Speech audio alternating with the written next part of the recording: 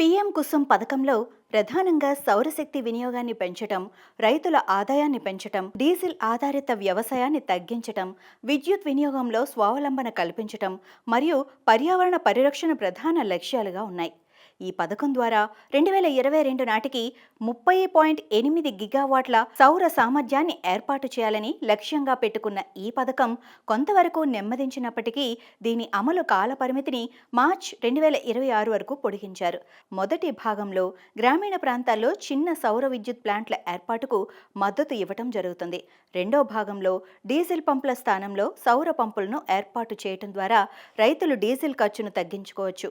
మూడో భాగంలో వ్యవసాయ విద్యుత్ పంపులను సోలార్ గ్రిడ్ కనెక్షన్తో అనుసంధానం చేయటం ద్వారా రైతులకు ఉచిత విద్యుత్ అందిస్తుంది. కేంద్ర మరియు రాష్ట్ర ప్రభుత్వాల నుండి 60% సబ్సిడీ లభించటంతో రైతులు తక్కువ పెట్టుబడితో సోలార్ పవర్ సిస్టమ్ను ఏర్పాటు చేసుకుంటున్నారు.